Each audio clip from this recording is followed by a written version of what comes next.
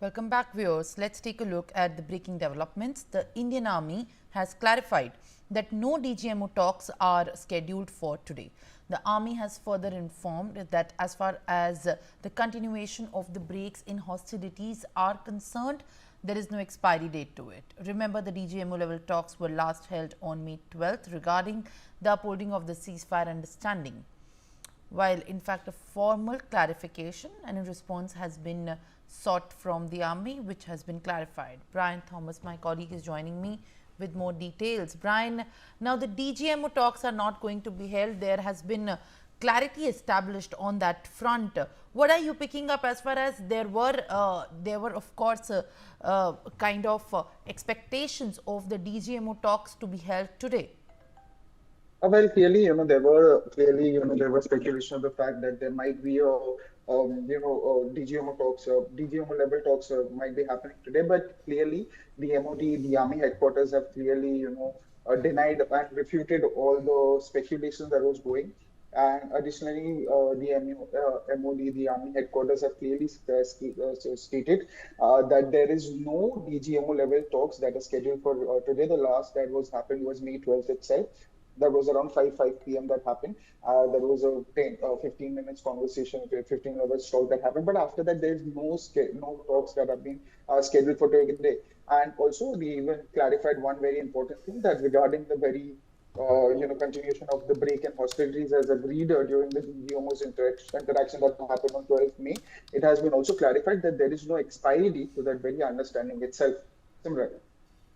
Well, all right. In fact, as we are learning that Indian Army has clarified, given a formal response, as there was a speculation of the DGMO talks being held today. Now, let's shift our focus to other developments. The espionage network emerging out of Punjab and Haryana seems to be ever widening, with the 6 arrested over the charges of spying for Pakistan so far. One of the accused is a YouTuber, Jyoti Malhotra. She has been exposed for her deep links to Pakistani intelligence service and officials. On that note, fresh revelations have come to the light. While Jyoti's main handler was Ehsanur Rahim alias Danish, a staffer at the Pakistan High Commission in New Delhi. According to the FIR registered by Hisar Police, Jyoti came in contact with Danish during a visit to Pakistan High Commission in the year 2023 over getting a visitor visa to the country. Danish then introduced her to the ISI operatives and maintained regular contact via encrypted platforms. Danish, interestingly, was declared persona non grata by the Indian government on the 13th of May and asked to leave the country immediately over espionage charges. Vipin Parmar, my colleague, is joining me live on the broadcast. Vipin, as there are videos all across on social media of this YouTuber Jyoti Million, which amassed nearly over 4 lakh subscribers as well, and her links specifically with the staffer at the Pakistan Embassy in New Delhi are being put on a record. What is the Hisar Police now tracing as far as details into what was going behind her association with Pakistani officials and ISI operatives is concerned? Good morning. There is a long list of questions which has already been prepared by the police, as 5 days remand for Jyoti Malhotra has been granted. This is quite shocking to see that how these bloggers, these commoners of Indian territory people, they are being targeted, they are being used as a spy by Pakistan. This is not only the case with Jyoti Malhotra, but other 4 who have been arrested from Haryana, one from Kaithal, one from Hisar, one from Panipat, and one from Nuh. So all these people, they were continuously, they were in contact with all these handlers, all these, persons who were operating them from sitting there at Pakistan, the ISI people. About Jyoti Malhotra, she applied for a visitor visa for Pakistan in 2023. When she went to High Commission, she met Danish over there, and Danish is the key person who were handling all these people. What we have learned that she came in contact with Danish, and Danish, after granting the visa, after Pak High Commission granted visa for Jyoti, Jyoti went to Pakistan where she met El Rahman over, a contact which was given by Danish only. So, all the staying, all the logistic support, all the security protocol which were provided to Jyoti, that was all, provided by Danish only. So definitely there is a long fairest of questions, and when police will be interrogating, police will be asking all these questions. Definitely more facts, more things, more new facts will be coming in this particular case. Well, all right, Vipin. In fact, big details are emerging, and I'll request you to kindly stay on with us on the telecast. While what we are learning is that it had previously come to light that Jyoti had visited Pakistan at least twice after getting her visa in the year 2023. Now it has been revealed that on Danish's insistence, Jyoti met a man called Ali Evan during her Pakistan visit. He arranged her travel and stay there. Evan then introduced her to Pakistani security and intelligence officials named Shakir and Rana Shehbaz. According to police officials, Jyoti remained in touch with these three men through social media, also exchanging several phone calls and messages, sharing sensitive information about vital installations of India. All right, Vipin, as the police has unearthed this entire nexus, it definitely is very unfortunate that the Indian citizens have been caught up in this loop of providing information, and substantial and significant information that is posed as a threat to national security, which was being shared to the Pakistani officials. What are you picking up in regards with Jyoti's association with this man identified as Evan in Pakistan? Of course, as I was earlier mentioning about Jyoti's visit in Pakistan, it was Danish who provided all these contact details for Jyoti. She was given the very VIP treatment from the very first day when she came in contact with Danish. She was invited in the dinner of Pak High Commission, where in that video, Danish can be seen introducing her with her wife, other officials, and all the Pakistani High Commission officials. Well, Danish was the person who gave the contact of Al Rahman over there in Pakistan. Al Rahman was the person who provided all the logistics, all the security protocol, and fooding, staying, all sort of support to Jyoti there in Pakistan. And Al Rahman, he introduced Jyoti to this ISI handler Shakir. Shakir was the person who these both of these whether Jyoti and Shakir, they exchanged numbers, but Jyoti was known to this fact that if he saved this number with the original name, she might get caught. So she saved this Shakir's number as Randhawa, and she was in contact with Shakir on different social media platforms like Telegram, WhatsApp, Snapchat. She was continuously sharing information with Shakir, sitting over here in after reaching India. Well, being a travel blogger, you roam around all the country. Nobody asks you the questions. You take videography, you take photographs of those places which are also prohibited, and you cannot take photography of those places. So definitely there were some inputs, and 100 days, 100 hours of trapping and keeping a tab over Jyoti. Police came to this particular fact that she was actually doing spying over for Pakistan, for these ISI handlers. Well, she was earlier arrested on Thursday as per her father, and she was released, and that is because police want to ensure this particular thing, that all these allegations, all these accusations, they are true. So definitely after she was being released, she went to her place, and the police again raided her place and recovered that laptop and mobile of hers, in which that number of Shakir and other ISI handlers, other intelligence person belonging to ISI, the numbers were saved on by different names in that particular phone. So now data is being recovered. So more facts, more lights, more information will be coming when the remand will be over, and police will be interrogating and asking all these questions. Well, absolutely. In fact, Vipin, as more details are going to emerge very soon, as well as police is probing into the entire matter. But as per the sources, what we are learning is that Jyoti was given the responsibility by the ISI to project a positive image of Pakistan through social media. Well, in fact, being a YouTuber and being a personality on social media is what the responsibility has been given to her, and what sources are telling us also that Pakistan was using her for propaganda and espionage activities against India. Notably, she operates the YouTube channel Travel with Joe and has about 3,77,000 followers. Her Instagram account Travel with Joe has nearly 1,32,000 followers, and she has posted many videos of her trip to Pakistan as well on the paths on Instagram as well and on YouTube. The videos show her crossing the Atari Wagah border, exploring Lahore's Anarkali Bazaar, undertaking a bus journey, and her visit to the biggest Hindu temple, Katas Raj temple in Pakistan. Vipin, now as far this responsibility is concerned, this is definitely coming out as very shocking. Given that she is an Indian citizen, she was one of the tools that were used by the Pakistani agencies ISI as well for projecting a positive image on social media about Pakistan. And if we look at the videos that are public and have been posted on her social media platforms, they in fact did the similar job to this. What exactly is the police now looking into the details to unearth more information? Of course, and this is not only the information which police will be looking for, but also what sort of talks were there over these social media platforms.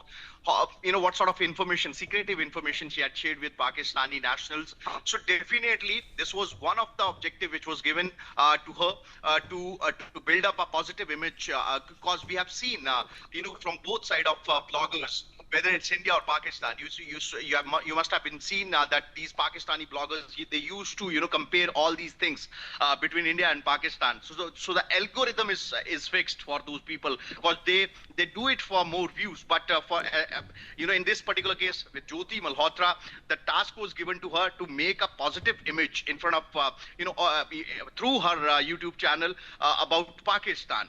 Well.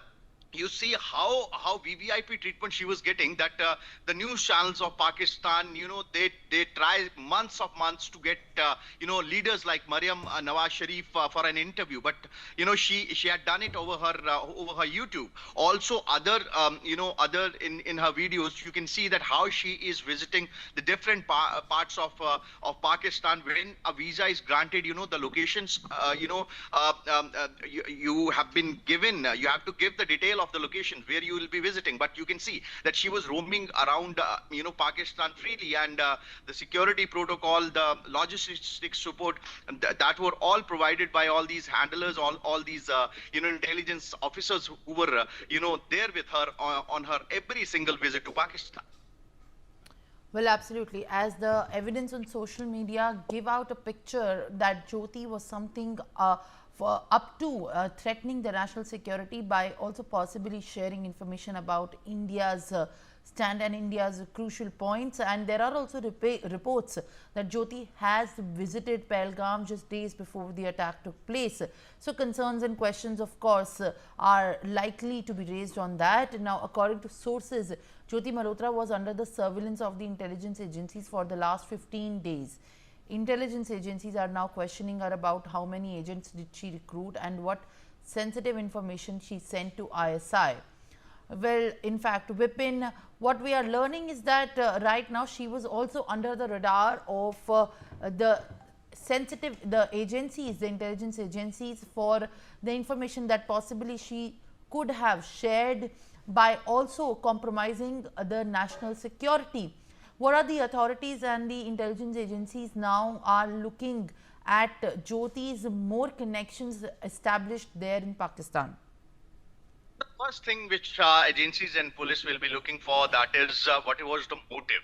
What was the motive behind this, and why she was doing this for Pakistan. Because we have seen in Devinder's case, who were arrested from Kaithal, this 25 years old guy, he visited Pakistan, where he came in contact with a girl. She was, he was made, friend with her. He stayed there for 7 days, and the modus operandi of these ISI handlers were clearly say it was there that he was honey trapped by these ISI handlers, and just being honey trapped, he provided all the crucial information, all the secret information to all these intelligence agencies of Pakistan. So definitely the first question will be there for Jyoti, that was she doing it for money? She was pressurized by ISI? So definitely we have to wait for the answers. But as far as the information is concerned, definitely the mobile phone, the laptop, which has already been recovered by the police, they have already collected it. That has already gone to the cyber police, so they are looking deep into those laptop and mobiles, for the data which she might have been deleted, or what sort of information she was sharing. Was there any videography of military establishments or other area which are prohibited in for any media person? So definitely more answers will be there. The grilling will be there, and a long series of question which had already been prepared. And the first day of remand, yesterday it was there. So questions were there. Definitely police will be looking for the answers, and the biggest question will be there, that whether you guys were alone working individually, or there was a team which were working from different states of the nation. So definitely they will be looking for all the answers, and the questions will be there. Yeah.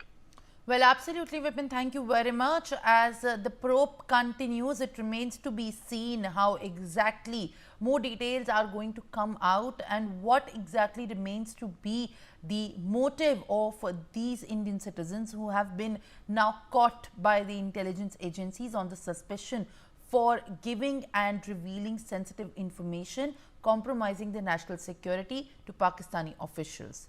Now, shifting our focus to other developments, as India reveals its success of Operation Sindoor, leader of opposition in the Lok Sabha, Rahul Gandhi, has trained guns at the centre. Sharing a clip of the External Affairs Minister Dr. S. Jaishankar, the Congress MP has claimed that the Indian side informed Pakistan ahead of the military strikes on terrorist infrastructure. Rahul Gandhi has termed this a crime. Meanwhile, the Ministry of External Affairs has refuted these claims and utter misrepresentation of the facts. The MEA has made it clear that Dr. S. Jaishankar had stated that we had warned Pakistan at the start, which is clearly the early phase after the Operation Sindoor's commencement. The MEA then emphasized that this is being falsely represented as being before the commencement. Anand Singh, my colleague, is joining me with more details. Anand, now politics continues to take place as far as the claim of Dr. S. Jaishankar is concerned. MEA has said that facts are falsely represented on the statements of Rahul Gandhi. Take us to the details of how the political war of words has only exploded as far as Operation Sindoor is concerned, and Rahul Gandhi training guns at the center on this very remark. Yeah, Simran, look, the entire episode started after Rahul Gandhi shared a clip of Dr. S. Jaishankar's statement to media, and he said that informing Pakistan at the start of our attack was a crime. And he also targeted S. Jaishankar and said that EAM has publicly admitted that government of India did it. So he asked very two pointed questions to the external affairs ministers, and he said that who authorized it and how many aircraft did our air force lose as a result. So clearly MEA, the Ministry of External Affairs, was completely missed the way in which Rahul Gandhi fired questions at the external affairs minister's statement. And then MEA refuted the claims made by Rahul Gandhi, saying that these claims are false and there is a complete false narrative that is being spread by the leader of opposition. So they clearly mentioned that how MEA only informed Pakistan after conducting the air strikes at several of the terror launch pads in Pakistan and POK. Especially in Pakistan, there were 4 terror launch pads which India had conducted air strikes as part of the Operation Sindoor, while 5 of the terror launch pads were in Pakistan occupied Kashmir, which were destroyed by the Indian armed forces on the night of May 7th. So clearly now MEA has refuted the claims that has been made by Rahul Gandhi on this entire episode. Back to you, sir. All right, Anand, thank you very much for, in fact, sharing more information. Now, after Rahul Gandhi's accusations against Dr. S. Jaishankar, an earlier statement made by the Director General of the Military Operations, Lieutenant General Rajiv Ghai, has resurfaced. He has previously stated that India had attempted to communicate its intent to strike the terror bases in the immediate wake of the Operation Sindoor. Addressing the media on the 11th of May, Lieutenant General Ghai said that the compulsion of India to strike at the heart of the terror was communicated to the Pakistan DGMO. However, the Pakistan side had turned down the request. Let's now listen into this very statement of our adversary. And even though we did attempt to reach out and communicate our compulsions to strike at the heart of terror to my counterpart in the immediate wake of Operation Sindoor, the request was brusquely turned down, with an intimation that a severe response was inevitable and in the offing. We were, of course, prepared. Operations on the 7th and the 8th air. Viewers, now let's shift our focus to other key top stories. The Indian Space Research Organization has faced a setback earlier today. During the launch of PSLV C-61, this was ISRO's 101 launch, and it carried the EOS-09 satellite. Unfortunately, mission could not be accomplished after an issue occurred during the third stage of the flight. ISRO chairman V. Narayanan has stated that the team will analyze what went wrong and will come back. Remember, viewers, the EOS-09 satellite was to become a part of the constellation of Earth observation satellite designed to provide enhanced real-time coverage across the country's extensive territory. It was a follow-up to the RISAT-1 satellite, which had then been equipped with a similar configuration. It was designed with the mission objective to ensure remote sensing data for the user community engaged in the operational applications. On that note, let's listen into the ISRO chief. The vehicle is a 4-stage vehicle. First 2 stages performed as expected, and during the third stage, it's a solid motor system. We are seeing observation. The motor pressure, there was a fall in the chamber pressure of the motor case, and the mission could not be accomplished. We are studying the entire performance. We shall come back at the. All right, viewers, Belly Thomas is joining me with more updates. Belly, now ISRO chief has stated that after facing this setback, the team is going to, in fact, look into what went wrong and analyze the part where the launch did not accomplish success. What are you picking up with the PSLV C-61 launch, which was, in fact, very ambitious, and the 101st launch that was slated to occur today?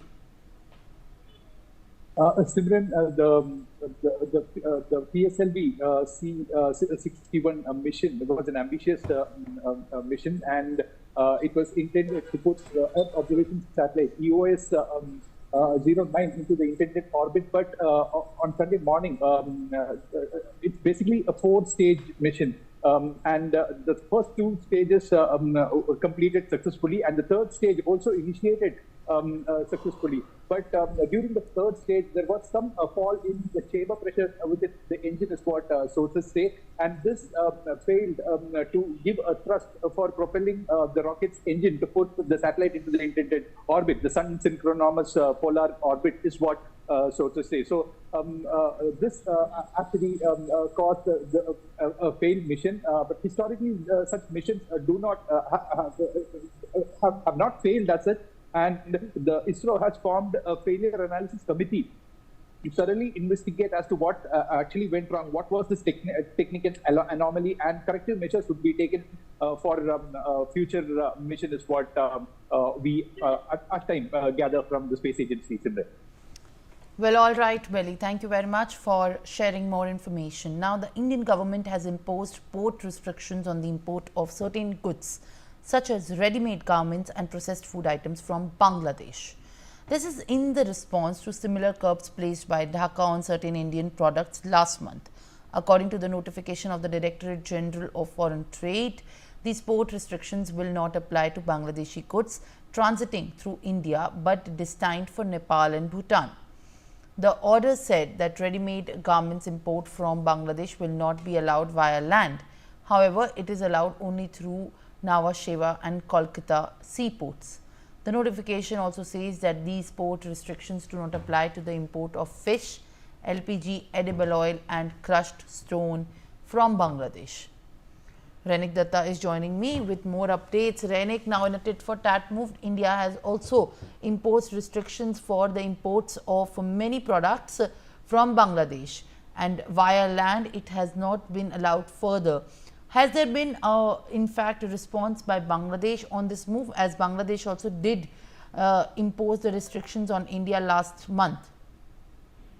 देखिए, बांग्लादेश और भारत दोनों देशों के बीच में करीब 48 सामानों का import export होता है और उसमें मैक्सिमम इंपोर्ट ही बांग्लादेश से किया जाता है लैंड पोर्ट के माध्यम से। और लैंड पोर्ट के माध्यम से जो इंपोर्ट होता है उसमें से जो भारत सरकार है उनकी तरफ से रिस्ट्रिक्शन लगाया गया है, जिसमें कहा गया है कि बांग्लादेश में जो रेडीमेड गारमेंट्स है और उसके साथ साथ ही जो प्रोसेस्ड फूड आइटम है वो किसी भी हालात पर ये इंपोर्ट नहीं किया जाएगा लैंड पोर्ट के माध्यम से। जो सी पोर्ट है उसके माध्यम से हो सकता है इंपोर्ट, और उसके साथ नावा सेवा जो है उसके माध्यम से इंपोर्ट हो सकता है, मगर जो लैंड पोर्ट का जो इंपोर्ट प्रक्रिया उसके ऊपर रोक लगाया गया है। डीजीएफटी की तरफ से एकदम स्पष्ट नोटिफिकेशन जारी किया गया है कि नेपाल और भूटान में जाने वाला जो सामान है उसके अलावा किसी भी तरीके से ये दो आइटम जो यानी जो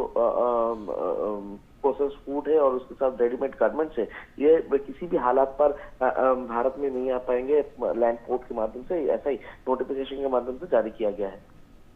All right, Renik, thank you very much for adding more information. Now, viewers, on that note, with more news and updates on the other side, stay tuned.